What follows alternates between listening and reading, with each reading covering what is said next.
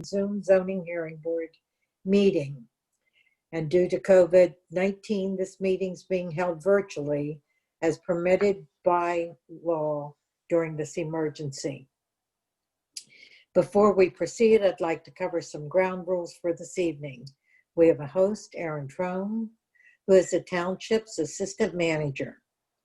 During the meeting, we ask that you mute your microphone and turn off your video unless you are a member of the Zoning Hearing Board or its staff.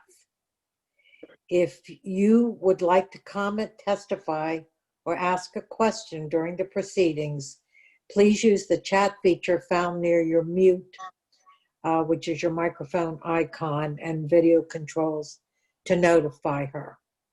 She will then let you know the proper time to speak and make the board aware that this is time for public comment.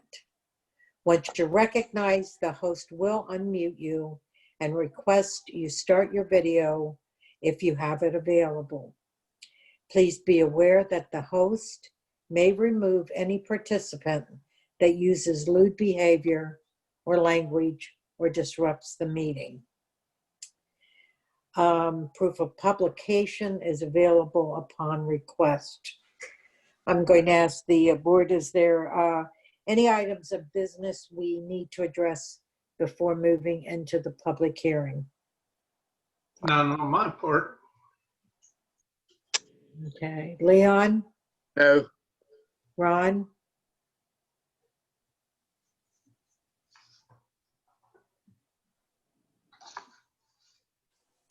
No. Okay, Dennis? No. Okay. I have a question though, probably for Aaron. Is there anyone from the public that is trying to participate or had given maybe prior notice of desire to participate? Not that I know of. There's a Kevin Farnham on here. I'm not sure if he's part of one of the proceedings or not. He might be one of my witnesses. Okay. All right. Okay. Okay. Okay. There being none, we will hereby convene the public hearing. We are here tonight to hear docket 2020-03, the application of Capital Plaza Associates, 6465 Village Lane, Suite 7, Macungie, Pennsylvania, who is appealing the zoning officer's directive to remove unauthorized signs from a freestanding sign structure located at 3401 Hartsdale Drive. And the alternative, applicant is requesting a variance to exceed sign area limitations contained in attachment 2 to Chapter 220 zoning of the Code of Lower Allen Township, zoning ordinance sign table by zoning district for freestanding signs located in the C4 zoning district. Now, before we proceed, I'm requesting that our zoning officer for Lower Allen Township be sworn in and give testimony that notice of hearing was properly advertised, the subject property was posted, and all property owners required to be notified of the hearing were notified in accordance with the codified ordinances of Lower Allen Township. John, do you swear the testimony you're about to give will be the truth, the whole truth, and nothing but the truth, so help you God?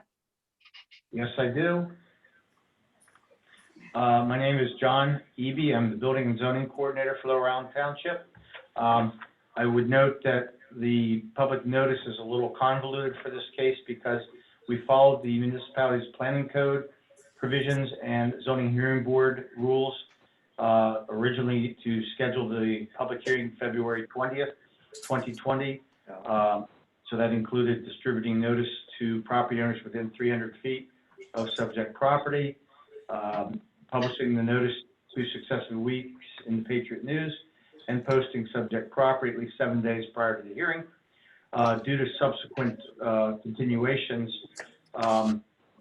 we did an Act 15 COVID notice for tonight's meeting, as Chairwoman Rand noted earlier. That notice was published June 11, 2020, Penn Live, and posted on subject property. In addition, the continuance for tonight's hearing was announced during the public Zoom meeting on May 21st, 2020.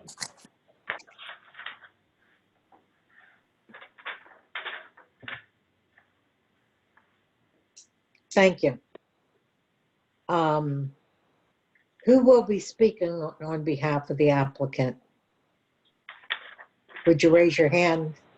Is that, Madam Yes, Chairwoman, Attorney Baranski here. We'll start out with Gaspar DiCarlo as our Okay. first witness, and as this progresses, and if the board has questions outside of Gaspar's knowledge base, then we'll look to other folks to give testimony. You can swear them in at that time if that's right. okay, then I'm going to ask Gaspar if he's going to start to state his name and address for the record, raise his right hand, and be sworn in. And Aaron, is there any way to put Attorney Baranski and Gaspar on the same screen? So I can see who's talking?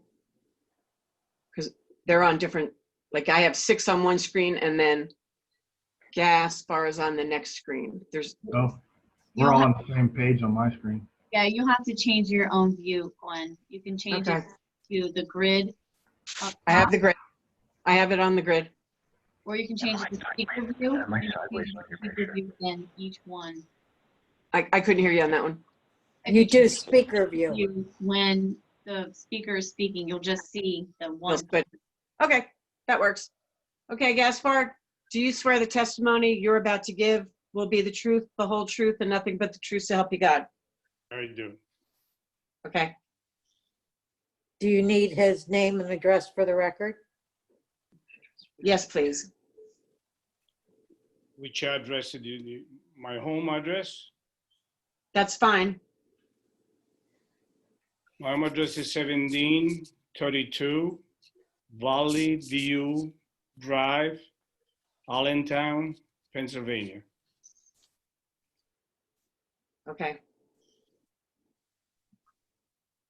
Okay, you can proceed, Gaspar. Thank you, Madam Chairwoman. Ladies and gentlemen of the Zoning Board, thank you for having us tonight and listening to our long continued, or many times continued, application. We'll ask for somewhat of your indulgence. This is my first Zoom meeting of any kind, so, and it's kind of an odd way to conduct it, but I understand that's where we are and we have to sort of make do. Gaspar, I'm going to ask you some questions, and this is all going to go on the record, and hopefully you can hear me. We'll start with some preliminary information. Are you the owner of Capitol Plaza Associates, Mr. DiCarlo? Yes, And how long have you been the owner of Capitol Plaza Associates? well, we bought, I believe it's just since 1993. And is Capitol Plaza Associates the record owner of a piece of property located at 3401 Hartsdale Drive in Camp Hill, Pennsylvania? Yes, And what is located on that parcel of ground? Can you describe it for the board? what is it located? You talk about what? Is it a factory? Yeah. Is it a shopping center? Is it No, a it's car a lot? It's a shopping center, and then we have several tenants. And you're the owner of that shopping center through Capitol Plaza Associates? Yes, I'm not actually I'm a part of the owner. You know, I'm not one owner. Okay, but you're authorized to speak for Capitol Plaza Associates tonight? Correct. And at some point in time, was a sign, an advertising sign, removed from that property? But I don't believe that was removed. The sign is still there, but I think it was a change. Was there a sign replaced on that property? Yeah, correct. I think they made it big or whatever that was. Okay. And was that approximately around August of 2019? Yeah, that's about right. If I give you the date of August 4th, 2019, does that sound about right? I would say so. Okay. Can you describe for the board when you first became aware of some change being made to a sign on your property? Basically, I talked to the tenant, the video store, and we talked about it. He wanted to put an additional digital sign in the sign, and I said that we have no problem doing that. Okay. And who was that tenant? That was Dave Bidesh. I'm sorry, Dave, who? I said Bidesh. I don't know if I pronounced correctly, but I'll get you the spelling here just a second. Thank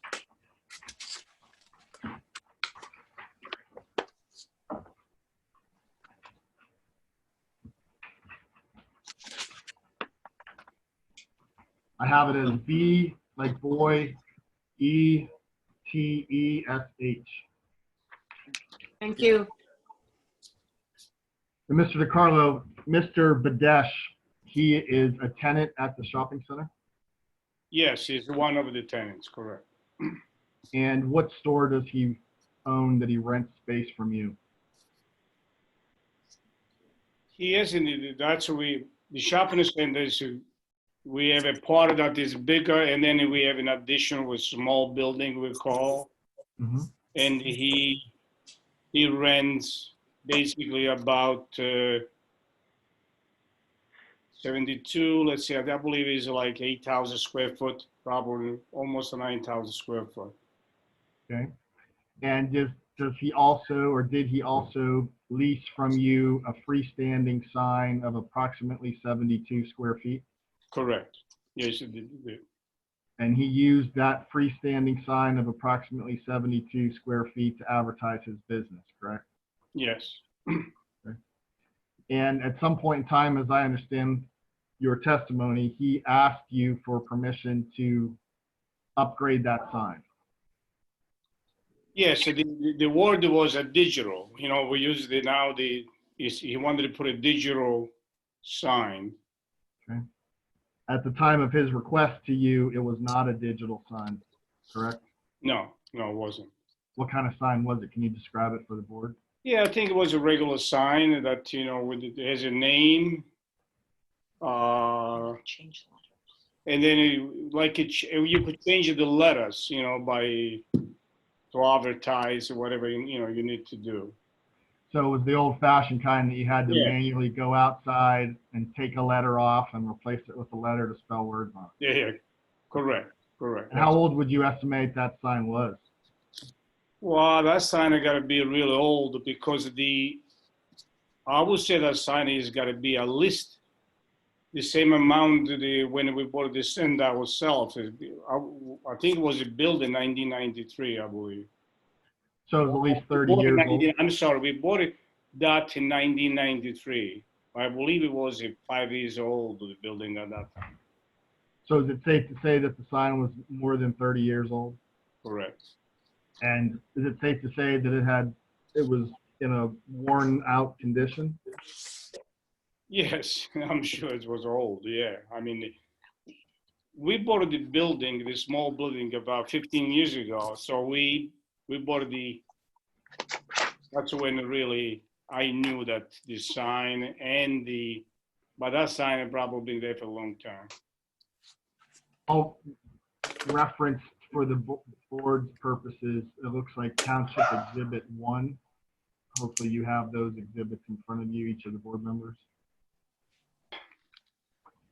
And Township Exhibit 1, for the record, shows a picture of the old sign that we're talking about and how it was shows an advertisement for the business as well as the lower portion has the changeable letters on it. I don't know if the board has Exhibit 1 in front of them? I'm assuming you guys do.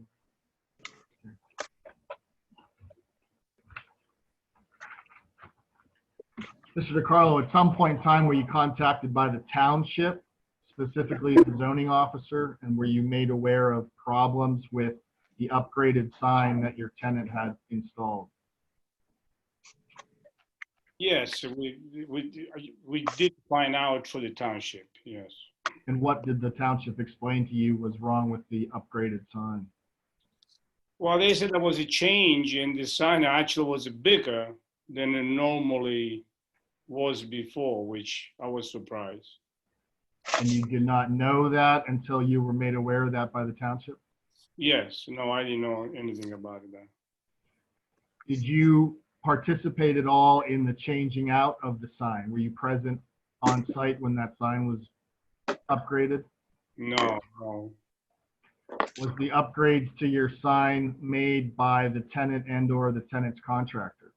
Yes, And were you under the expectation that the tenant or the tenant contractor would follow all the appropriate township ordinances? yes, which normally everybody does, Yes, Have you had other sign upgrades to your property at the shopping center? yes, about 4 years ago, I think around 4 years ago, maybe 4.5 years ago, we did change. We upgraded our sign in the main building, and there was a digital, and we did it ourselves with, a contract, of course, a contractor, and they went to the township, and we did that. So the property, the shopping center property has the sign we've been talking about and another sign, is that correct? Yes, And this other sign is much bigger than the one we're talking about? yes, And at some point in time, 4 years ago, you contracted with someone to upgrade that? correct, yes, And that contractor went to the township and got all the appropriate permits? absolutely, yes, And is that why you expected that to happen in this instance also? yes, all the time. Okay. So how much conversation or contact did you have with Mr. Batesh regarding this sign? Explain a little bit how that discussion went so the board understands what your tenant was asking. Well, the tenant actually was asking, in the beginning, he was asking that he wanted this digital. And actually, originally he wanted us to do it, which probably did have some estimations from our own people. But then he decided to say he wanted to do it, and I said, go ahead, do it, everything yourself. So once you gave that permission, is it safe to say you were out of the loop, so to speak? Oh yeah, I wasn't even in. No, absolutely. And is it your understanding now that the new sign that has the tenant store name on it is a digital sign? I don't know what it is now. You know what I mean? It's supposed to be digital, but the sign doesn't work. So I don't know how. I think it's supposed to be F digital, and the F supposed to be should be F and a half, like we have it basically in our own, the other building. But it's not turned on, is that what you're saying? It's not turned on, and I really honestly, I never saw what it looks like. Okay. I'll refer the board again to their packet of documents, and let me find the exhibit number.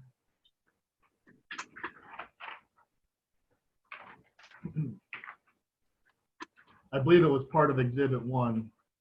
Shows a picture of the upgraded sign as it is now, but not turned on. Hopefully you guys have that.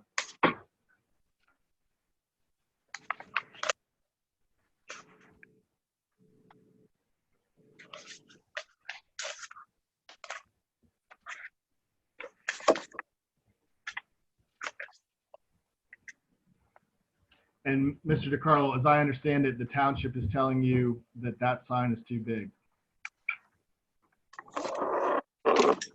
Yes, that's what I believe. They say that he changed, which I was very surprised. Okay, but they're saying at this point in time, by some dimension, that sign is beyond what's allowed under the township ordinance? Well, I'm not asking anything. I'm asking that I would like to have the sign the way it was before, the same size that was there. I don't want, I'm not asking that they should keep that sign there. Well, I'll get to that in a second, but your understanding is the sign that's up, that's not plugged in and not turned on, according to the township, is too big. Yes, And you're saying at this point in time, you understand that, and what you're asking for is to simply go back to the same size sign that you had on the pole on your property prior to the tenant doing this work. Is that correct? correct. Yes, And that sign, as we understand it, was 72 square feet. Does that sound right?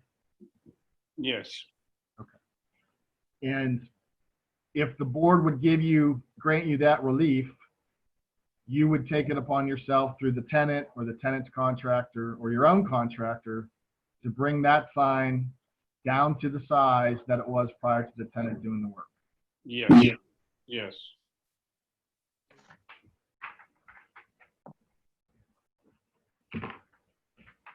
Is Mr. Eby available? I don't know if he can hear me. I can hear you, but Aaron's going to have to unmute because we're sharing.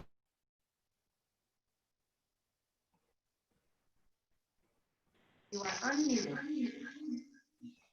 Okay, Aaron has unmuted me and I can speak to you.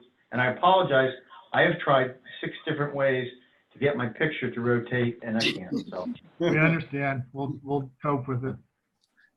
Mr. Eby, the question I have for you is, could you explain specifically to the board what the issue is that the township has with the upgraded sign on Mr. DiCarlo's property?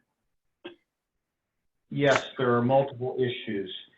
Number one, the sign contractor, All Signs, which is Kevin Farnham, who's on the call, had a crew come in and remove the sign that is depicted on page 1 of Township 1. That's the sign that was installed in 1992. Hold on, we're going into Aaron's Word documents for some reason. Do you see the sign? What do you see? We All your directed work. line. You see what? We Like see that your- your cursor is on Township 1, but Township 1 didn't get shared with us. Okay.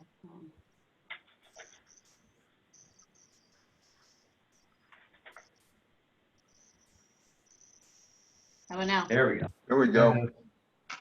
Okay, so this photograph was provided by David Patesh with his permit application he filed in August of 2019 after we issued notice of violation for removing a structure without a permit and installing electrical service without a permit to the sign.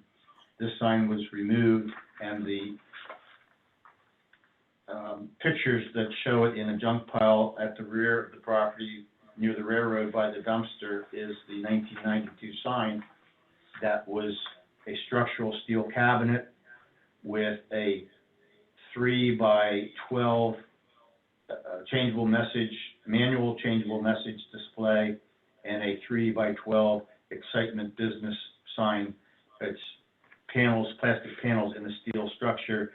It's a V-shaped sign. You can see 3 poles, so it's in a triangle facing both sides of the curve that you can sort of see on Hartsdale Drive. This picture obviously wasn't taken in August. It was sent to us in August. So that was what was there. So the change that occurred is that sign is 72 square feet. It was lawfully non-conforming in terms of its size or area of 72 square feet. That was allowed when the sign was installed in 1992.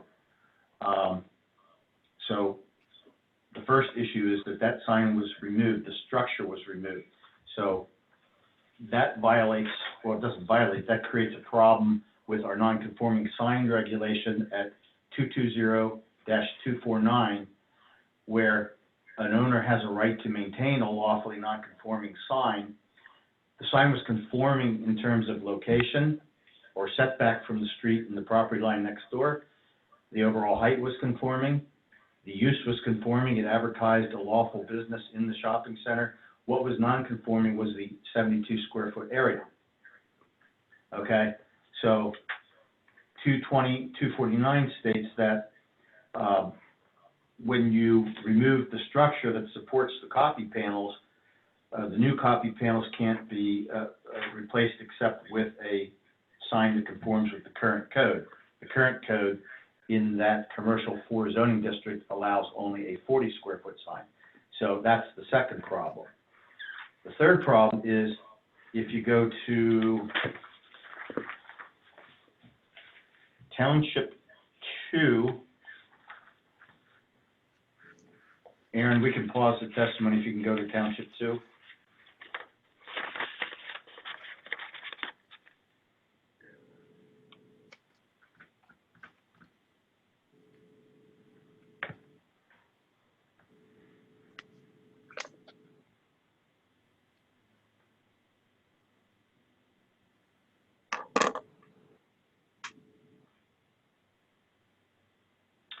Okay, the second sheet, Aaron, there, okay, the one that shows a drawing with the excitement sign on top and the message board on the bottom. So it's in this series. That one. Again, this was submitted with the permit application of David Batash, owner of the Excitement Smoking and Excitement Adult Superstore, that came in August after the violation was observed on August 4, 2019. It purports to show that they were installing a static, internally illuminated cabinet on top, advertising the Excitement businesses, 3 feet by 12 feet. Below it, it's purporting to show a 3 foot by 12 foot long changeable message display. That's what they applied for. Aaron, if you go to the photograph I took on August 5th, which is the third part of the exhibit. What's actually installed, the top panel I confirmed by measurements multiple times in the field is in fact 3 feet by 12 feet, and as you understand, it's a V, so there are times 2. You can see the back of the other static panel. But below it, there are, and I don't know if you can see it in your photo, but there are actually 4 modules making up the changeable message sign. Each module is 37.75 inches square. That means that it is 1.75 inches taller than 36 or 3 feet. It is also 7 inches longer than 12 feet. You can actually see the projection beyond the static sign toward the store. It's flush out toward the street edge, but the inboard edge extends inward 7 more inches. So what was installed in the static boards is greater than 3 by 12. So the third problem is not only did I make the determination that they removed the structure supporting the non-conforming sign, therefore they have to revert to a 40 square foot sign, but what was installed isn't even 72 square feet. It's more than 72 square feet. I believe it's 75.59 square feet, and it's 7 inches longer and 1.75 inches taller than what was there.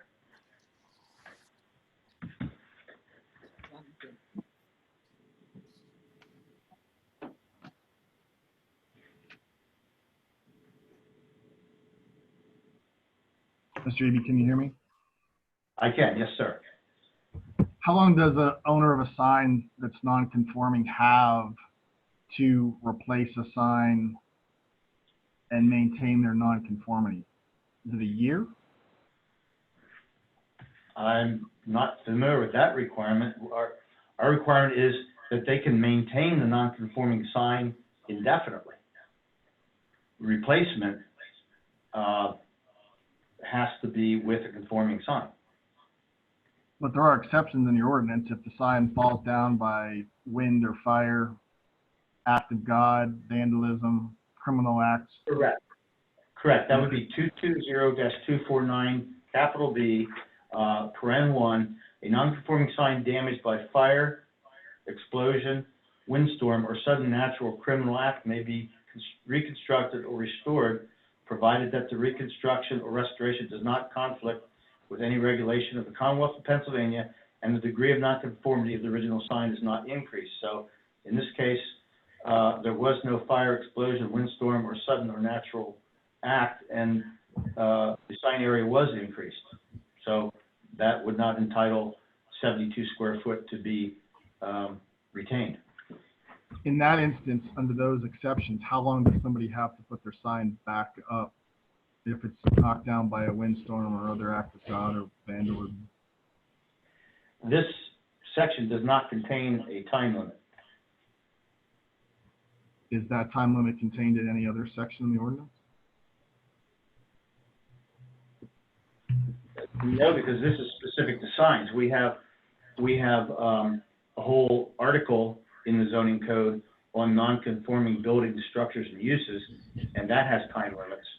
But this is more restricted or more specific. This pertains to signs, and it does not contain a time limit. What section is the general standard of nonconformity? I would have to go to my zoning code book in my office next door to answer the question, or else leave the Zoom and get our E-codes online. So I'll be right back with the answer. Okay. I think it's Article 20 or 19. I can look it up too.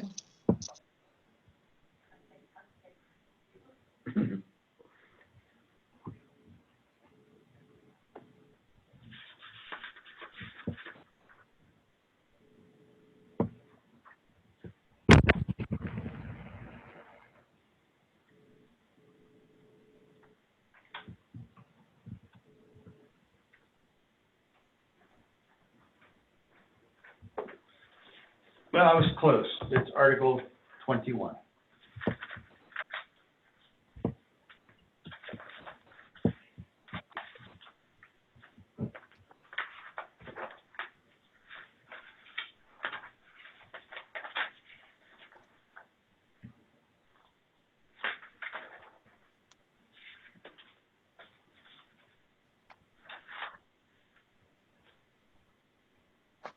Okay, so if a non-conforming building, structure, or use damaged by fire, explosion, windstorm, or other natural or criminal act may be reconstructed and used for the same purpose, provided that the reconstruction or restoration is commenced within 1 year of the date of the occurrence, and that the reconstructed building, structure, or occupied area does not exceed the height, area, and volume of the original structure or occupied use. But I would still make the determination that when the zoning code has more specific information than the general non-conforming, the specific sign information would apply.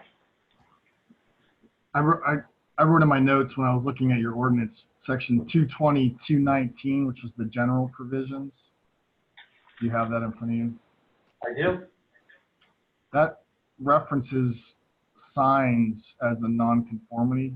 So it appears to include in the general provisions for nonconformities signs. Do you see where it says? Okay. All right, I see that. So, All right, well then I would say in that regard, now that you've called that to my attention, you caught me off guard, I would say that the time limit to replace the sign that's non-conforming is 1 year. The regulations at 220.249 are more specific and don't contain a time limit, but because the general provision at 220.219 includes signs, I would say that the limit is 1 year, and I stand corrected. and I'm not trying to trick you up, I'm just trying to understand your ordinance. So under that provision, would Mr. DiCarlo be able to remove that offending sign that is clearly beyond the 72 that they had, well, barely beyond the 72, but clearly beyond the 40 square feet in your ordinance? Would he be able to, within the year, put a non-offending sign back up of 72 square feet, I guess is what we're trying to figure out. I would say no, because the 72 square foot sign was voluntarily removed to replace it with an updated pair of signs. So the 6 foot by 12 foot cabinets, which is 2 because it's a V sign, they were voluntarily removed. They were structurally supporting the panels that were shown in the picture in Exhibit 1. No fire, explosion, windstorm, or sudden natural or criminal act occurred. So that would forfeit the right. The sign was removed, and a 40 square foot sign would have to go in its place. Even though the owner of the sign is not the one that undertook the work, and the owner of the sign is not the one that authorized the sign to be in violation of your ordinance. I guess my point is your ordinance took into account a landowner with a non-conforming sign would have acted upon them through no fault of their own, things like natural disasters, criminal acts, vandalism, and other acts of God that they have no control over, that causes them to lose out on a grandfathered in sign. And the township in its drafting of their ordinance thought, well, we'll make provisions for that and we'll let them rebuild. Is that not similar to what happened to Mr. DiCarlo in this instance? Wherein he's an innocent party to this. He's the owner of the sign, but he didn't do what is giving the township heartburn over the sign. So wouldn't it make sense out of fairness just to let him go back and put a 72 square feet sign up? And I'm going to object a little bit here. This is argumentative, Mr. Bransky. I mean, if you want to ask a question, please do. But I think that this sounds like, I don't know if you can hear me, but you're arguing with the witness. I mean, I think you properly want to introduce the testimony through your own witness about the circumstances of that removal. Okay, fair enough. We'll go back to Mr. DiCarlo. Thank you, Mr. Eby. Before you do that, I'm not sure that the section that provides for the 1 year period to reconstruct was stated. It may have been and I missed it, but is that 220-223? Yes, it's 220-223, reconstruction and restoration. It's capital A, paren 1. All right. Mr. Bransky? Yes, sir.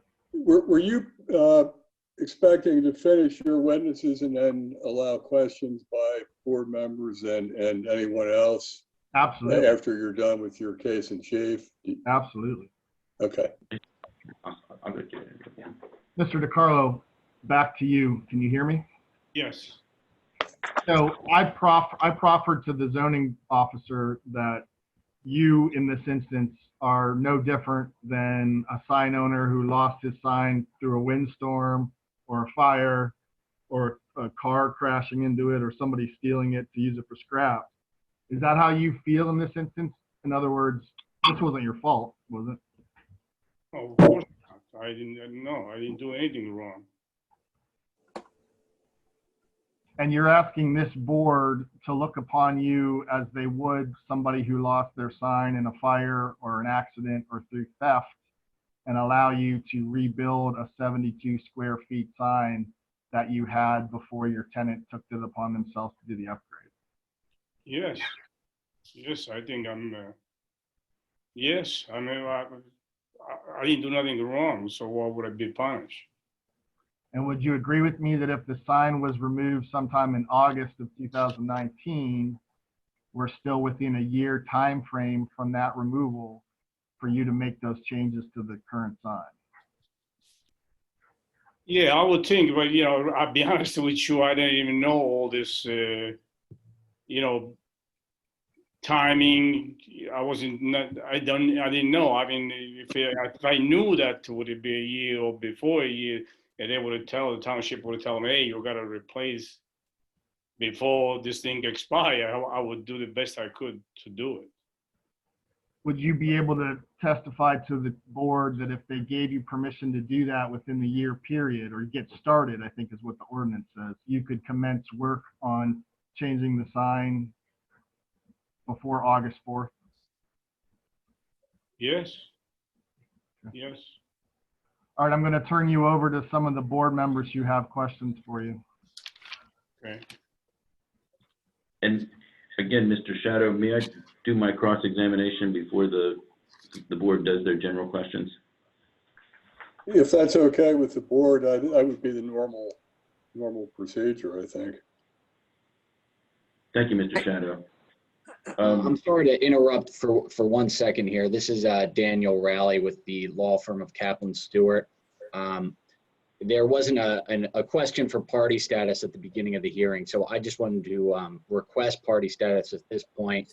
I represent Global Video Inc. and David Patesh, so I'll make that request to the board. Did you want to say something about this? Is that what you're? I do not have any questions for Mr. Gaspar, but I thought this was the appropriate time to make that request. And it would appear, yeah, he would just be considered a party if he wishes to question witnesses and so forth. He would, as a party to the proceeding, he would have a right to do so. I think under the circumstances, it would be appropriate for the board to consider him a party. No objection. Or his client a party. We have no, Anybody? I have, anybody on the board have an objection? I don't. No. Mr. Minor, do you have an objection? no, sir. All right, thank you. I have no questions for Mr. Gaspar, and I'm sorry to interrupt, Mr. Minor. Okay. And I'll put on the record, I'm Stephen Minor, solicitor of Low Rowland Township. And I'd like to cross-examine Mr. DiCarlo, if I may. Mr. DiCarlo, isn't it true that your lease with Excitement Video requires your approval for alterations of the building and sign? Yes. In the lease, yes. So is it your testimony tonight that the tenant did not request permission to change the sign? Yeah, he asked permission, not to change. He asked permission to put a digital. He didn't ask him to make it bigger or whatever. You know, this is, we don't do that. Normally tenants will ask me to do it, and I say, go ahead. But most of the time I have to, every tenant that most of the time I tell, make sure that you, the township, that is, you know, you please the township, period. Anything that we do it. You know, But I believe you're, whatever. We do that all the time. but I believe your testimony, your counsel's theory of the case is that somehow you're a victim in this situation, but you're saying you were not aware that the tenant wanted to replace the sign that we had in Township Exhibit 1. We were aware, but we're not that he will replace the sign, and we were aware to make it digital, but it still stay in the same performance that it's supposed to be. Yes, I do feel like I'm a victim in this case. I didn't do anything. I didn't tell him to change it that way. And then to follow up on that, Mr. DiCarlo, if you're the victim, did you file criminal charges against your tenant or the tenant's contractor because they removed your sign? No, I didn't do that. No, I mean, this is not I don't feel that is, you know, criminal behavior, you know. No, I didn't file anything. And don't you have rights under your lease to file a civil suit against your tenant for damaging your property? Yeah, I might have the rights, but it doesn't mean that it's almost like, what would that help? I would what should I say? to the tenants. You gotta pay me. You could never replace it by money. We believe that we need a design and not the price or whatever lawsuits will require. I'm not interested in the lawsuits. I'm not saying you are, but I'm sorry. I'm not saying you're interested in lawsuits, but I mean, I think what you're saying is that you were somehow, your property was harmed by your tenant or your contractor, but you've taken no action against them. Well, the reason why I'm not thinking to take action is because the only action I could take is money. I'm not interested in getting money from the, I'm interested to get the sign back. But I get it, I get money that doesn't going to help me. But you said get your sign back, but at least the portion of in Township Exhibit 2, the top part, the top panel is conforming. So you have a sign that you could use. It's just the bottom panel that's not compliant. Well, that would be after what we had before. That's not fair. No, but I'm saying that you say you want to replace the sign. You've replaced it, but if you only use the top panel, you fit the township ordinance. It's compliant, isn't it? I didn't replace anything. I didn't touch the sign. I would have liked to see the sign the way it was before. That this is the way I could do it on 72 square foot. I don't want a 40 square foot sign now. That would not be fair to me. What would I do to deserve it though?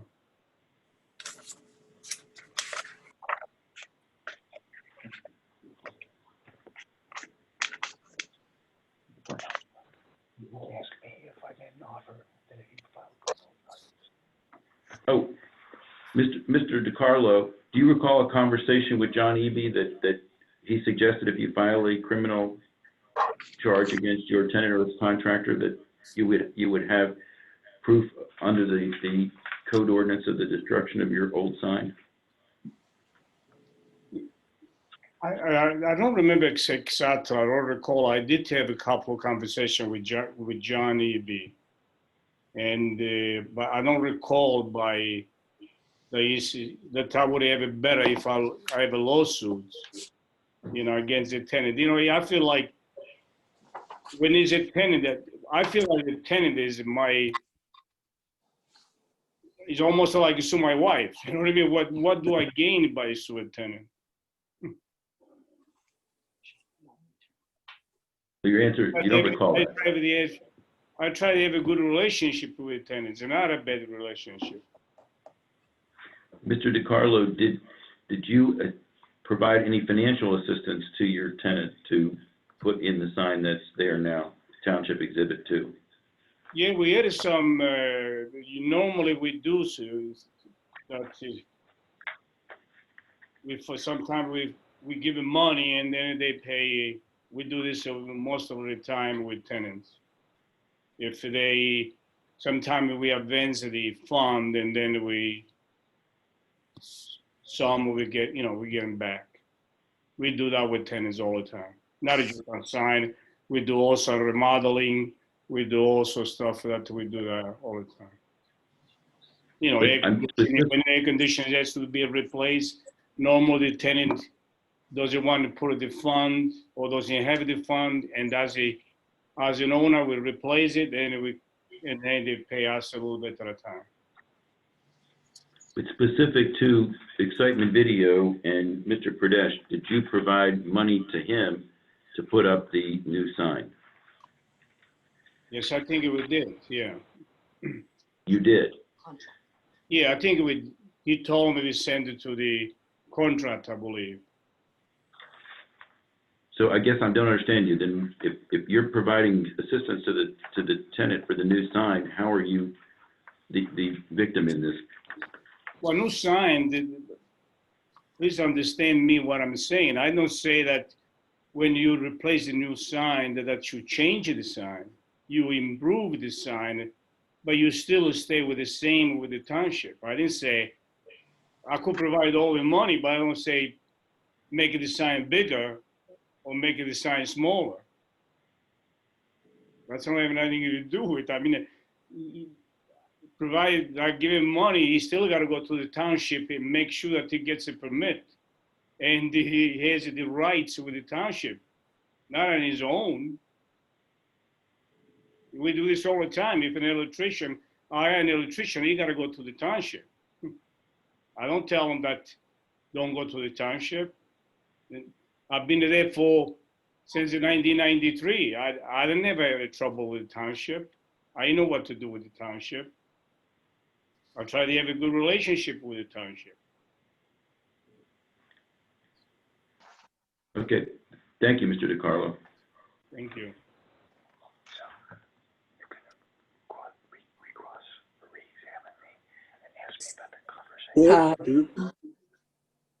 Steve, Yes, did you want to cross-examine John Eby before we open it up to the board? yeah, I thought Mr. Eby was my witness, but yeah, I want to at least examine him, if I may, please. And I don't know, and I don't want to jump, Mr. Baranski may have another witness. Can I follow up with Mr. DiCarlo? I'm sorry? Mr. Bransky, Can I follow up? Can I follow up with Mr. DiCarlo? certainly. Mr. DiCarlo, do you understand that the tenant is also trying to fix this problem they created for you by coming to the township at some point for a Yes, zoning hearing? yes, I wanted that they go to the township and do what they have to do to please the township. So you are going to explore your options depending on how the outcome of this hearing and the tenant's hearing to try to fix this problem, correct? Correct, yes. So you're still waiting to see if the township or if the tenant can get themselves out of this hot water by fixing the problem? Correct, yes. Okay, All right. that's all I have for Mr. Thank, DiCarlo. thank you. Does anybody on the board have any questions? I do. Go ahead, Dick. Mr. Baranski, on your application, just for clarity, in section 2, the sentences starts, the old V-shaped pylon sign had 2 sign cabinets, each of which had a 3x12 static and a 3x12 changeable copy. Each cabinet was 72 square feet. And then you go on to say in the next sentence, each cabinet is. I take it from reading this that you are changing from the old sign to the new without clarification. Is that correct? Well, to start with, I didn't draft this document. I was asked to represent Mr. DiCarlo in this hearing. I did not assist anybody in putting together any of the documentation. I came aboard on this case well after that. So I'm reading it like you are. Now, with that being said, ask your question again. What is it that you think the applicant is asking for that's not clear in this written document? Well, it seems to me in reading this that he is changing from the old to the new without delineation. The applicant is requesting to revert back to a 72 square feet sign as was there before, due to the fact that these upgrades now make the sign non-conforming and essentially at its current size illegal. Okay. And then again in the application in section 3, he said, our tenant tells us that he did not ask the contractor to do anything without first obtaining approval and permits.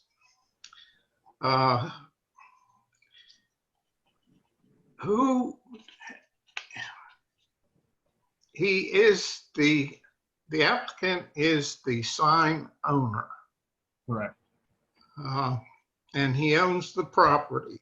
correct. Did he not request to see and approve any contract or design of the sign as it was proposed to be reconstructed? That's a question for Mr. DiCarlo, so we'll have to ask him. Mr. DeCarlos, Yes, did you not, as the sign owner and property owner, did you not approve a design or a proposal for the changes made to your sign? no, I didn't. No, I didn't approve it. No, I'm not trying to be a smart guy here. Normally, when a tenant goes to the township, it's between the tenant and the township. Doesn't have nothing to do with us as an owner, except if the township says, oh, before we approve this, we wanted the signature from the owner. Then I will approve, but normally I don't. Well, wouldn't you say that it does have something to do with you, as you are before us now, saying that this was done and you are being prevented from capital improvements? But now that is everything was wrong, I know. But before I didn't know. Yeah, now I know. I want to correct it, but before I didn't know. Nobody came to me and said, Who signed the contract for the removal and replacement of the sign? who signed the contract? I didn't sign it. To removal, I didn't sign it. Now, they told, I think the township had told me to make an application now, after all this stuff was done. So just to be clear, Mr. DiCarlo, you did not sign a contract for sign renovations in any manner, No, I didn't, no. but you did apply for the application for the zoning board to try to straighten this out. Yeah, now, yes, and now that I know what was done, I'll do the best I can now to correct it. Now, the contractor, as I read the documents, was Kevin Farnham. Is that correct? Yeah, I heard this name, yes. Have you ever used him before? No, he's from New Jersey, I never use it. This is, I think this is, no, I never use it. This is between them. I didn't know who was before. No, I never used it. Who made the calls to one call before the sign was changed? Who made the call? You understand what one call is? Where they come out and mark your utilities so that you don't tear up an electrical line. Okay. I don't believe that we did that, no. I don't think we did that. I don't recall that. I don't know if I was in town. Was I in town that time? I don't even know if I was in town. How often do you check on your property? Well, I'll be honest with you, this week, I think I went there 2 times. Sometimes I go to the property every 3 months, but sometimes I go 2 times in 1 week. Depends on what's. Well, did you ever make inspection of your property during the time in which the construction was taking place? No, I believe that I wasn't. I don't know. I don't know if I was in town. No, I didn't. No. I have no further questions. All right. I have a question. You're the owner of the sign, is that correct? Yes. Yes, ma'am. So your tenant really had, you're saying you gave him permission to do what? To change the sign? The, To completely remove the sign? no, the permission I gave him that was that he's supposed to make the sign digital. You know, today we made a digital, the other sign. He told me that he wanted to make it upgrade the sign. And I said, go ahead and do it. All right, let me ask you, you noted during your testimony that as an owner, if a tenant wants to do something, replace an air conditioner or something else goes wrong, or they have another need, you normally do it and charge the tenant. Why wasn't that done in this instance? Well, it depends. Every tenant is a difference. Some tenant that they replace their own air conditioning and they don't call us. So some tenants they say, well, I would like to replace it, but I don't have the money right now. Could you please replace it? And I'll give it to you a little better time. But you said you put money, you gave money towards the sign. What did you think you were giving money towards? Well, to upgrade the sign, I know this is expensive. To make LED sign is expensive. That's why I give him money. I didn't. So why didn't you, as owner of the sign, do the right thing and make those upgrades and have him reimburse you? No, because he was actually doing it. He hired his own contractor. He hired his own people, and that's fine with me. He tells me that how much is it going to cost. I don't care about that. This is between him and the contractor. But when he told you how much it was going to cost, did you not ask for a breakdown and to see the sign and to give approval to what you were giving money for? Well, I was giving money that to make the digital, and he was supposed to do the work. I didn't have nothing to do with the money and checking. Oh, before I give you the money, I got to check what you're doing. I don't do that. You know what I mean? I changed the sign in our own place before, and I know it's expensive, you know? So someone changes your property, you own the sign, and you give them carte blanche to do whatever they want. No, because of the carte blanche is you got to go to the township. You don't change the signs if you got to please the township. You got to get a permit from the township. Isn't I don't give a carte blanche to do and not go to the township. I know you got to go to the township. Well, you evidently did do that because the whole sign was torn down. If I would have knew that, if we would not go to the township and they would do that, I would have said, you're crazy. You can't do it, and I will not send you any money. Okay, so I'm trying to understand, one, why you feel you're a victim in this circumstance.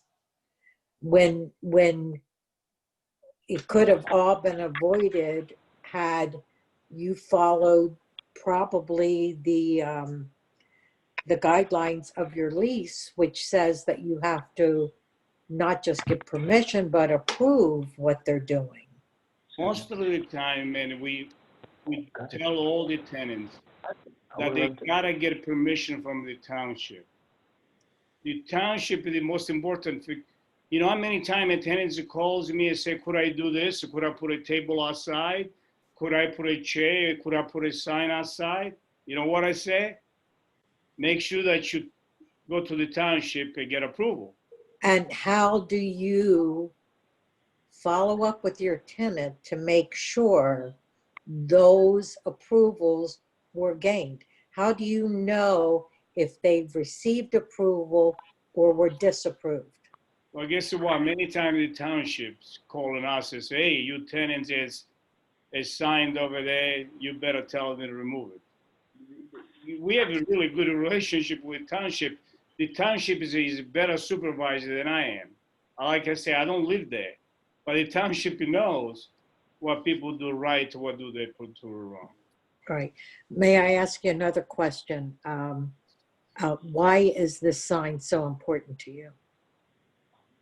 Well, because this is, of course, it's important because you have to advertise, and the tenants is for me. The tenants is right now, and it probably needs that sign. And secondly, if he ever leaves, I like that sign. Signs are very important. You know, they're very, what do I say? I mean, they bring a business into this sign. Yeah, it is important. This is not a joke. You know, you don't just knock a sign down and not replace it. Yeah, but when the portion, the digital portion is not really according to the information I received, was giving stuff like the time and date, and wasn't really advertising anything.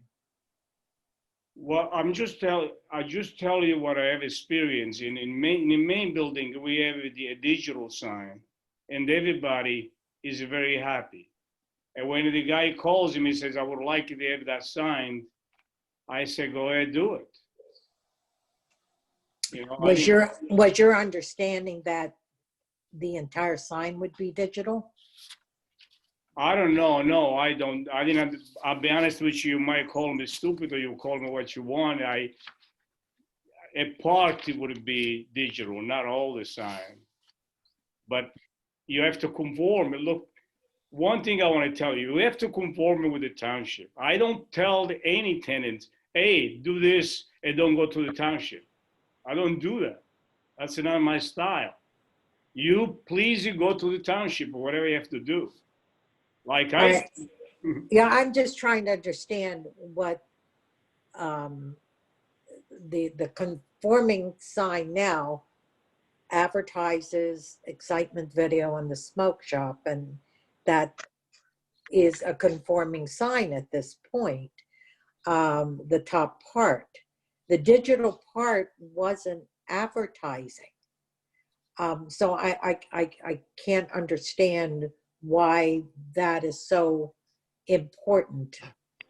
And really that's the part that's in controversy here. I don't know how to tell you that today the digital is this is the way it goes. You know, like digital, everybody wants a digital sign because you could change the name, you could change the advertising. It's just, look, we pay a lot of money for digital signs, but that's what tenants like that. You know, in this particular is one tenant, but I have several tenants in the other building, and that's what I have.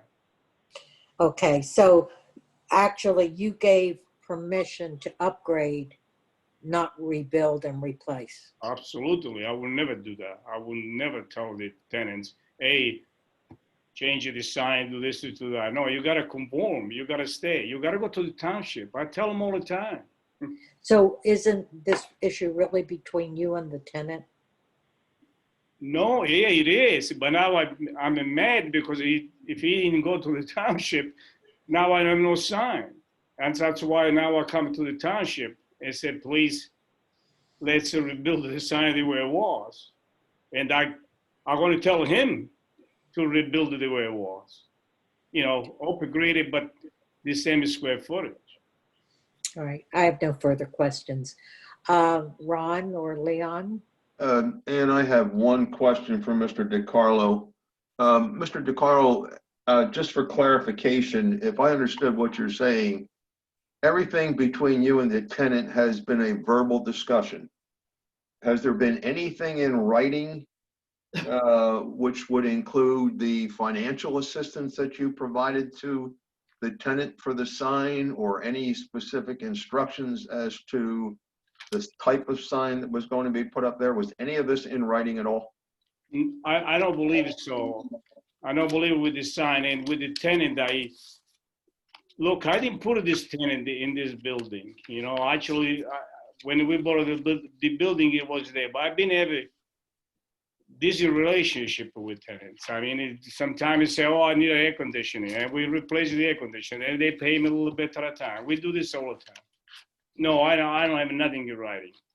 When you do this all the time with tenants where they pay you a little bit at a time, do you have that in writing?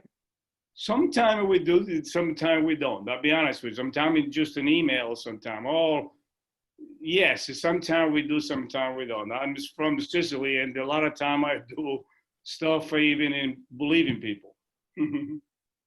I have no further questions, Ann. All right, Ron. Leon? Yes, I have a few questions. Mr. DiCarlo, this is just for clarification. Who actually paid the contractor? Who sent the check and signed the check that was sent to the contractor? I believe that I believe I did the deposit. I sent it. He told me where to send it, and that's what I did. So you paid the contractor? Yes, Okay. by him telling me to pay. Okay.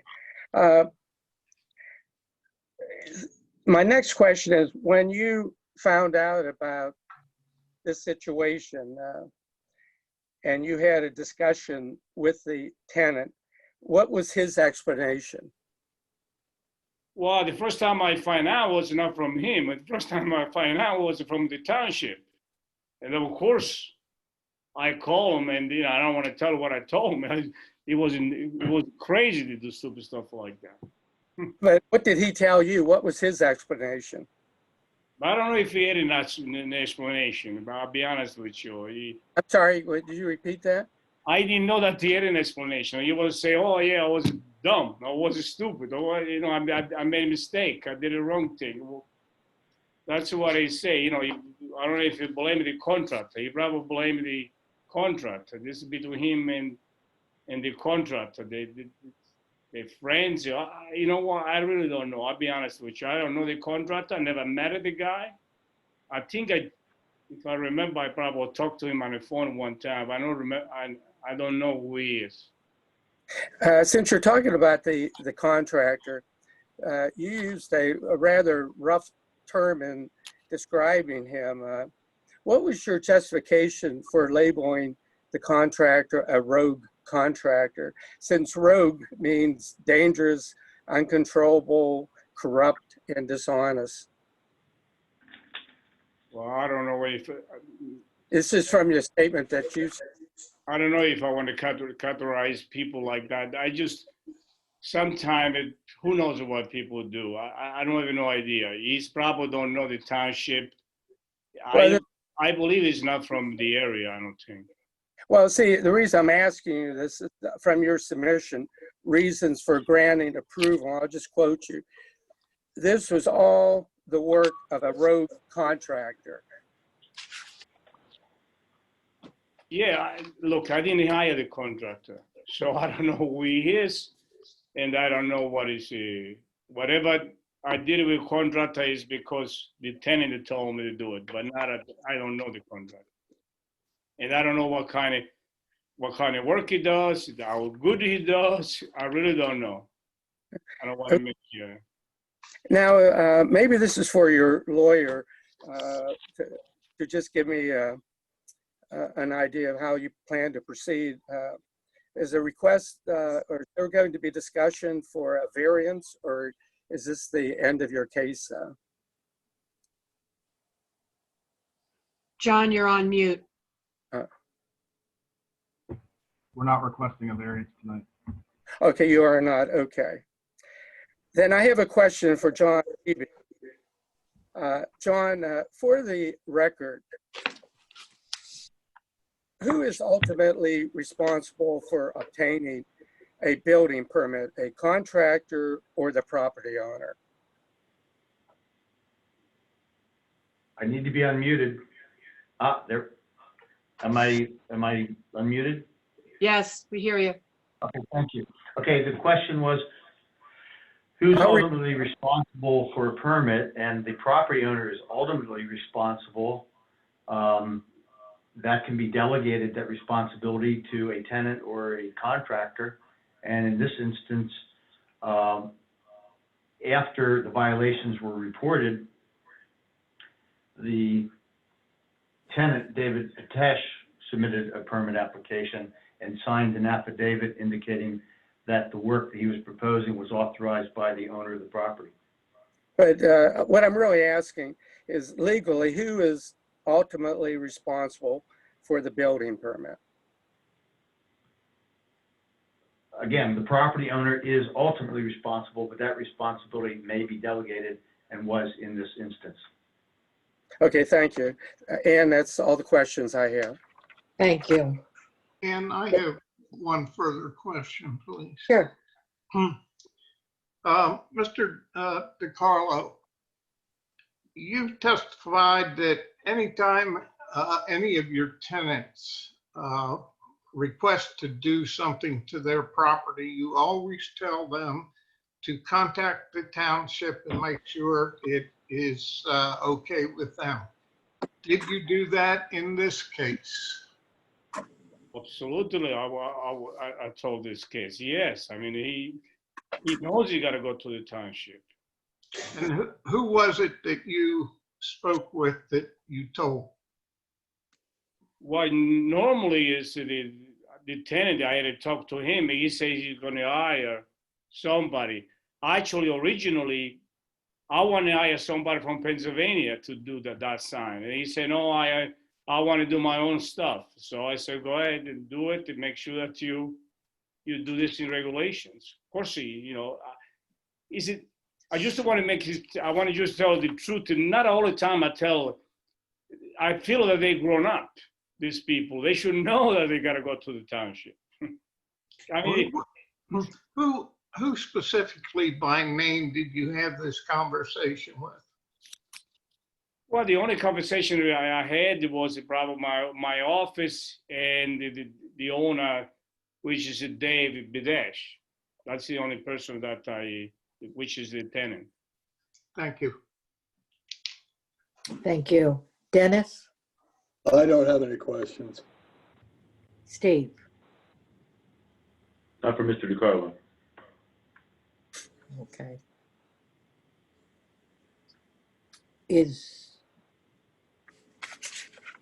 All right, so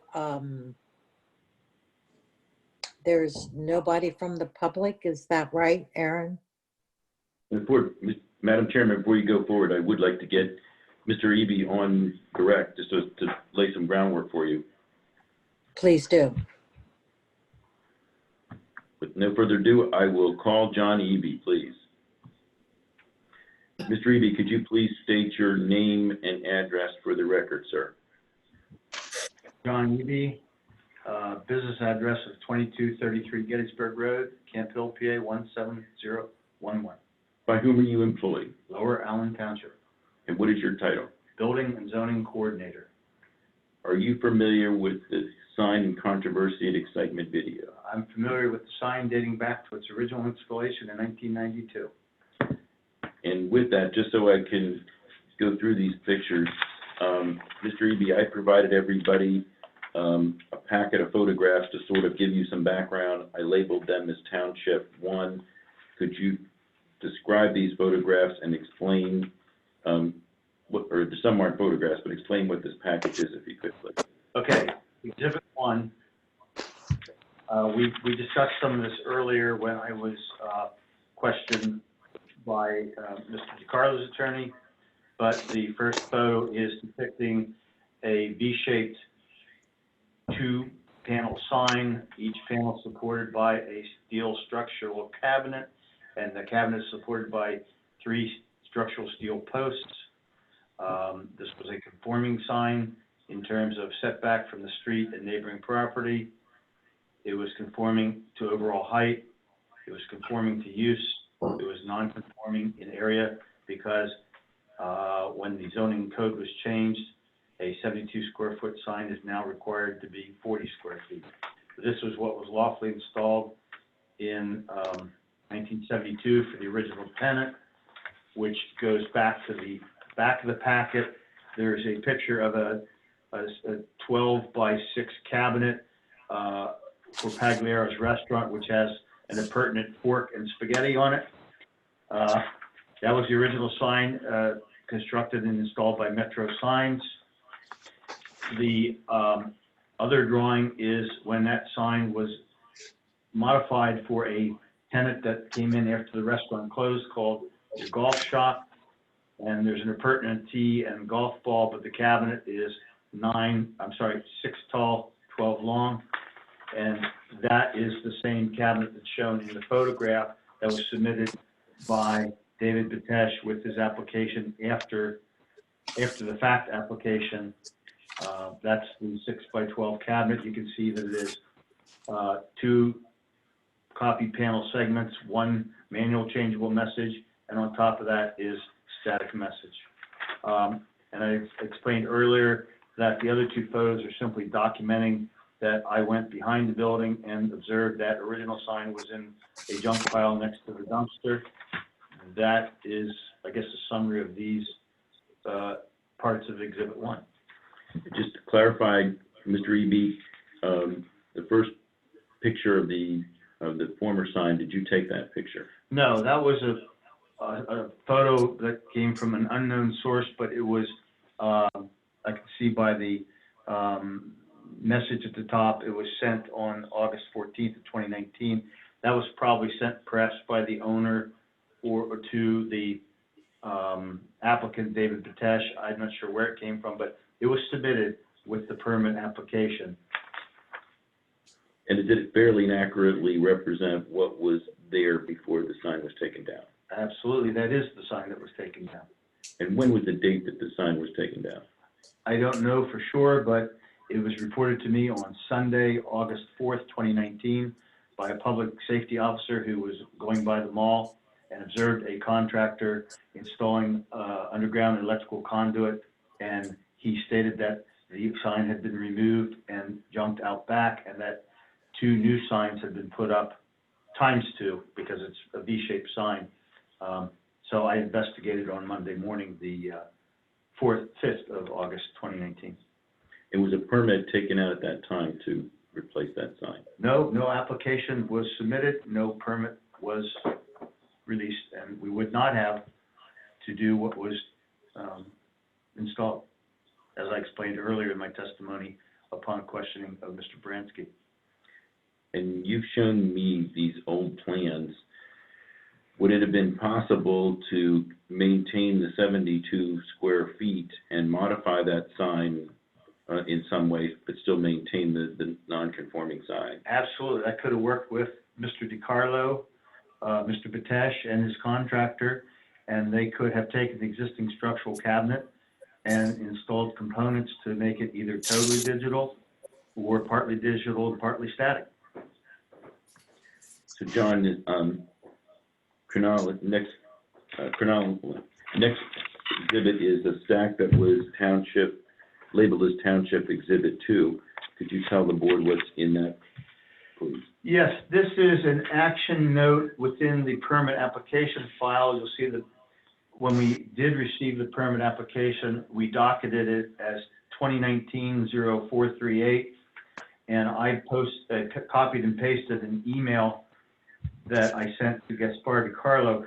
It indicates I'd had a conversation with Joanne, that's Joanne Mertz, that is his assistant. We had phone conversation about the problem, and then I documented that in this email of August 22, 2019, where I'm telling Mr. DiCarlo that several problems were caused by his tenant and his contractor by replacing the freestanding sign that was originally the Italian restaurant sign. And it states that from my phone conversation with Joanne that he owns the sign and rents it to Excitement. And I explained the problem that happened with the replacement cabinet, and that what was put back is greater than 72 square feet, and that the requirement for complete replacement would have been 40 square feet. I indicated there was no application or issuance of a Pennsylvania Uniform Construction Code or Township Zoning Code permit that was required before doing the work, and I indicated I would have denied the permit for the reasons cited above. I let him know there was a junk pile behind his property, which was the old sign. I pointed out a problem with the PA1 call. I believe that all signs from New Jersey, some somebody from All Signs made a PA1 call. There were one call markings on the pavement, but where they were installing the conduit was not where the one call markings were placed. They showed that they were trenching from the sign depicted in that photograph with winter scene and going back to the front corner of the building where Excitement is located. They actually trenched all along the retaining wall back to the railroad tracks and across the across the backyard parallel to the railroad tracks, and they were in process when we caught them without a permit of coming back into the building, and that area was not marked for PA1 call. And it contains gas lines and electric lines underground. John, that covers that text. What is the second page? Represent, please. The second page was submitted in conjunction with the permit application filed by David Patesh after the violation was discovered. It was a companion document to the first page of Exhibit 1. This is purporting to depict what they propose to install and trying to indicate that even though it's two separate components on the same poles, that they would have ended up with, again, they would have been the same size. It would have been 12 long and two components of 3, that would be 6 by 12, and it's trying to illustrate that they were still at 72 square feet. That's what came in with the application. But when I sent the review comments, I pointed out the discrepancies, and that goes to the third page, which is a photograph I took when I did an investigation on Monday, the 5th of August, 2019. I measured the panels multiple times, and as I testified earlier, you can clearly see the modular component is longer than 12 feet. You cannot perceive that it's an inch 0.75 taller, but it is, because my testimony is that I measured it multiple times, and these are 37.75 inches square each panel, and there are 4 panels. And how does that differ from Township number 1, the snow scene sign? Well, it differs in that the snow scene sign is a single structural steel cabinet on the 3 poles that are structural support to the cabinet. They retained the structural support poles, but what was put back was a new structural cabinet with the static Excitement business copy panels, and then the 4 modular LED changeable message components. So it's, instead of 1 cabinet times 2 faces in a V, it's 2 static cabinets in a V and 2 matrices of LED display panels in a V. So it's 2 panels became 4, and the dimension of the lower component is larger than the lower half of the original sign. And when was this photograph, John, taken, please? I took this Monday, the 5th of August, 2019, the day after the Sunday when the violation was reported by public safety to me on the weekend. And is the photograph that's depicted with the Excitement Smoking and Excitement Adult stores, is that a compliant sign? Yes, it's compliant, and after the electrical work to the sign was verified code compliant, and after discussing with Mr. Rowley, who represents David Patesh, the sign was in place and performing a function of advertising since it was installed, which might have been even earlier than August 4th. That's our date of discovery. And on or about December 7th, after discussion with Mr. Rowley, I rationalized, based on his assertions, that that 3 by 12 cabinet was less than 40 square feet, was conforming. So I allowed that sign to be energized on or about the 17th of December, 2019. So what is currently standing is something that didn't have permits originally, but now is something that you've approved? We have not approved the group of 4 LED panels under zoning code. It is building code compliant, electrical code compliant, but we have not allowed it to be energized for use for advertising display because of the zoning issue. Mr. Eby, is it your testimony that the non-conforming sign section 220-249 sub B sub 1 does not apply? In other words, was this removed voluntarily, or was it removed through action of fire explosion, windstorm, sudden natural or criminal act? Well, it was nothing of the above, other than I did have several phone conversations with Mr. DiCarlo, and I promised him I would review. He had asked me, is there any way the township could help him retain the 72 square foot sign? And I promised him I would discuss it at a staff meeting at which you, Solicitor Minor, were present, and so was our public safety director.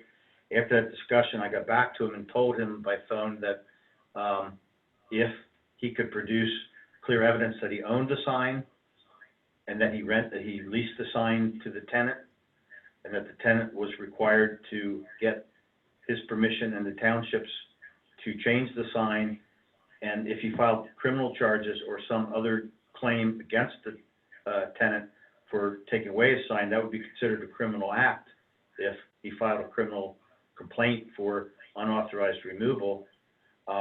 He indicated to me that he was not going to do that, and he also indicated he gave verbal consent for the sign to be changed to digital, and he indicated that he contributed to the sign. Anything you'd like to add, Mr. Eby? Not in that regard. All right, Madam Chairman, I would at this point just move admission of Township Exhibits 1 and 2, please. Is there any objection? No. No. No objection. And I suggest they be admitted. Cross What about examine 3 Mr. and 4? And I don't believe we had any testimony on those. So at this point, I'm not moving them into evidence. Okay. And Mr. Bransky may cross. Mr. Eby, real briefly, did I understand your testimony correctly that if the tenant's contractor would have left the existing cabinets in place on the sign, the township would not have objected to it being upgraded to LED? Is that correct? That is correct, with the caveat that there would have had to have been an application and some discussion and review of an application with drawings. In other words, if they had kept the structure intact and wanted to somehow alter it to be able to do either total LED or a combination of LED and static, if they could do that without removing the structure that supports the copy panels, I would have allowed that. Okay, so it's not the existence of a new LED in place of a static sign. It's this, we're back to the size issue. Is that correct? Exactly. That's all I have.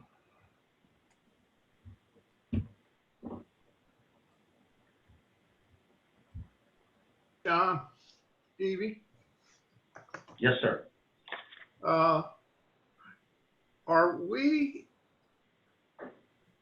are we acting tonight upon the variance or the appeal from decision of the zoning officer, or both? Well, I believe that there was a question asked earlier, and Mr. Bransky indicated they were not pursuing the variance. That's correct. Are you formally withdrawing the variance, Mr. Baranski? Yeah.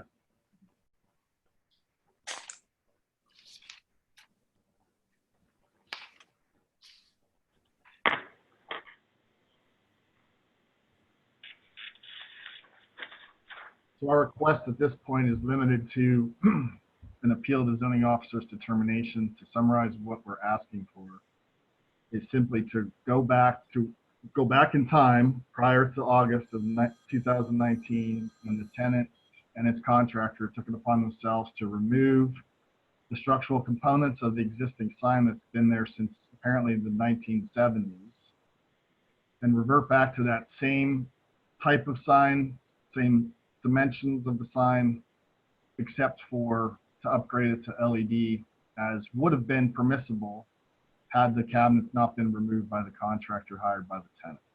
That's what we're here tonight asking this board to consider.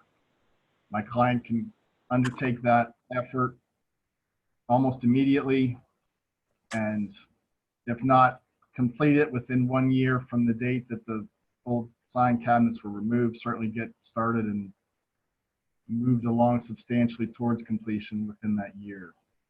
So if this board is inclined to grant our request and consider Mr. DiCarlo as an innocent party to this whole mess, I think you'd be within your rights to be able to give that directive, provided we comply with the 1 year obligation in the ordinance.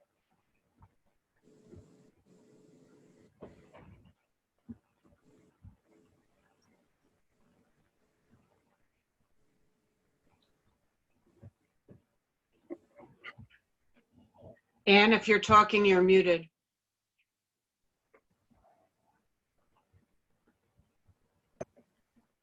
So basically, let me understand this. You're asking us to take action on appealing the zoning officer's directive to remove the unauthorized signs. Correct. Okay. We're not asking for the sign to stay, let's understand. We're not asking for the existing sign to stay. We're asking for this board to make a ruling that we can put a sign back up that is no larger than the sign that was removed in August of 2019. Well, then Thank you in for the- essence, you are asking for a variance.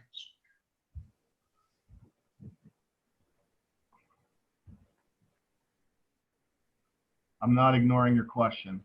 I'm thinking.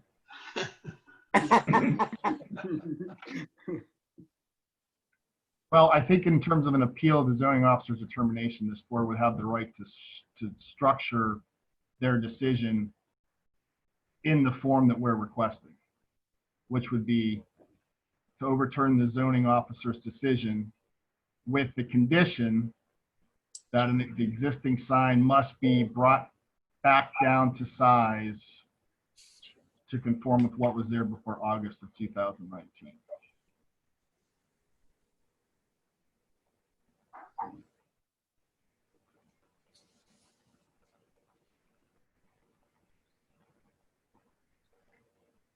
So basically, you're asking us to take action on overturning the zoning officer's findings and to grandfather you with the new structure, to grandfather you to the non-conforming original sign. Correct. Those dimensions would be with what we would have to work with. All right. Are there any other questions anybody has? Madam Chairman, I have a couple of questions for John, if I may. Can you hear me, John? I can, Okay. even though my head's sideways.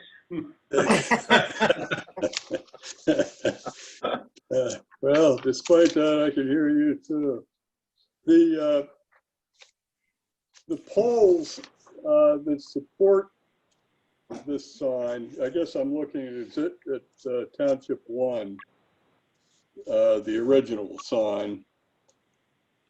The poles that support the sign that are down into the ground, were those replaced or changed at all in this project?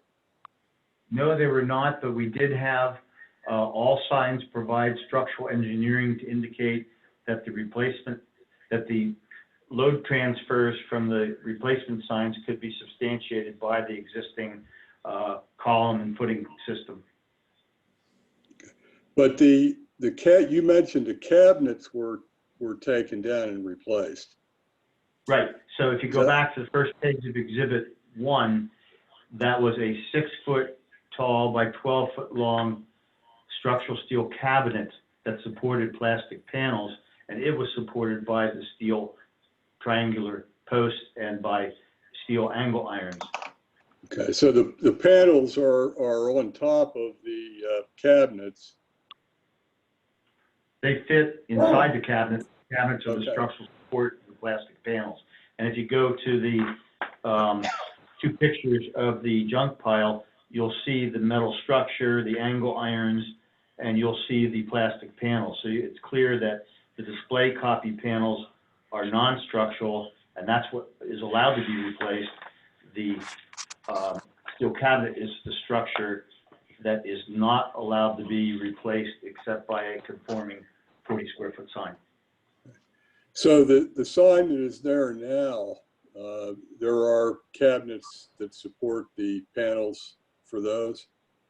Well, there's a cabinet, and again, everything is ×2 because it's a V-shaped sign, but the cabinet you see with Excitement Smoking, Excitement Adult Superstores is a structural steel cabinet that supports plastic static copy display panels. The LED is a self-supporting structure. It's 4 square components that attach together and fasten to angle irons and then is structurally attached to the steel poles. So it's self-supporting, whereas the Excitement panels would not be self-supporting. The structural frame of steel around them supports them. All right. Now, at one point during your testimony earlier, I think you indicated that the original sign was installed in 1992. And then sometime later on in your testimony, I think you said 1972. Well, then I was in error if I said 72. It was definitely 92. Okay. Because that's when the original restaurant sign that you see as the Pasta Lovers sign was installed. That's all I have. Okay. Let me ask, I'm sorry, I'll retract that. John, if there was anybody that wanted to participate tonight, there were instructions that were made publicly available as to how they would go about doing that. Is that right? Correct. Okay. That's all I have. Okay. Is there anybody else that have any comments or questions they want to make?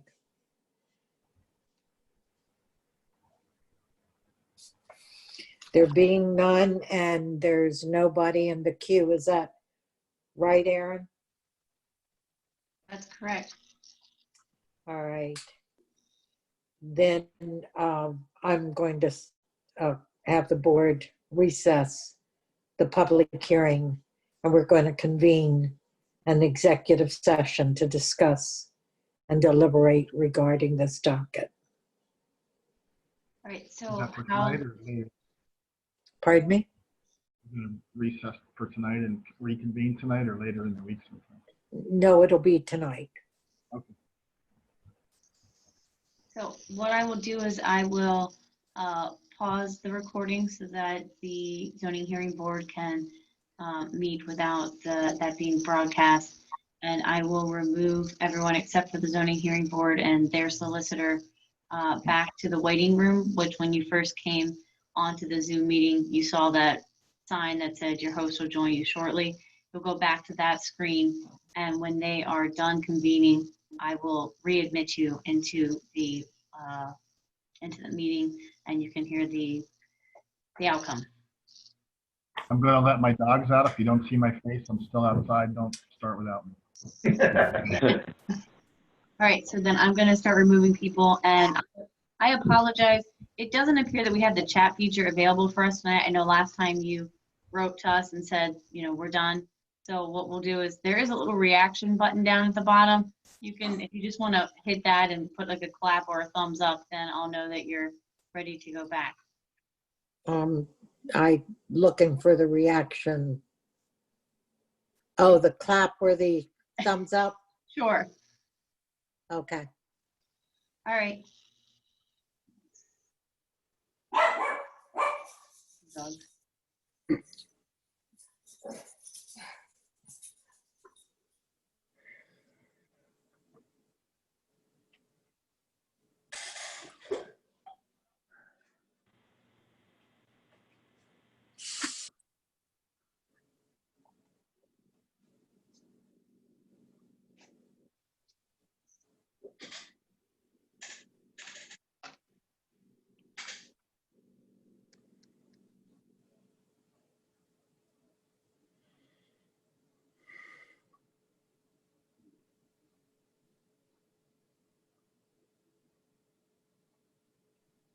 You're muted. Sorry, where you have Jane Massat, Ron, is that a second computer or? It's on the computer, that's all. Let me try and get it I just out wanted to here. make sure I wasn't, you weren't on two different screens and I was kicking you out. I just wanted to make sure. Yeah, you can kick that one out. Okay. Jane.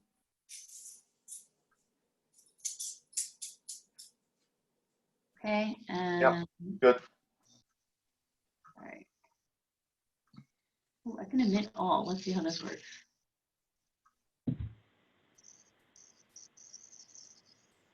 There we go.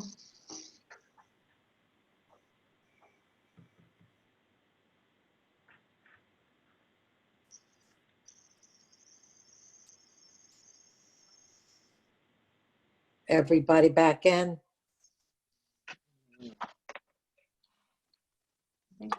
Yeah, I'm here. I see Gasper, I see Gwen, I see John. Have a good night. I don't, oh yeah, okay. All right, Okay, I think everybody's back in, Ann. okay, all right. The zoning board has made a decision. And I'm going to make a motion to uphold the determination of the zoning officer's determination because the applicant did not use due diligence to protect his own interests. And we do not believe that this falls into the category of the township's codified ordinance 220-249, parentheses, capital B into parentheses. Do I have a second? Second.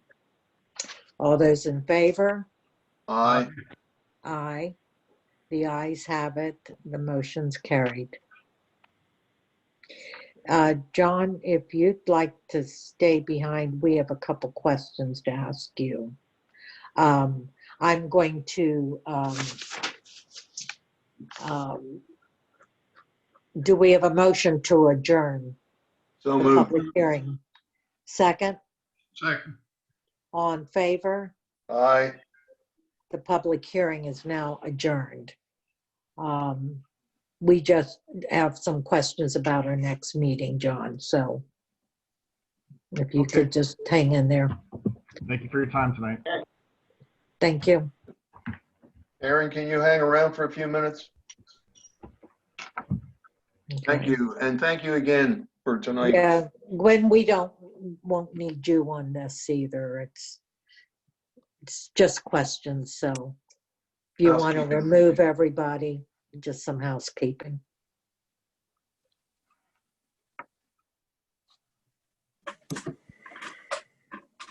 Just signing off. You guys can all sign off now. The meeting's over.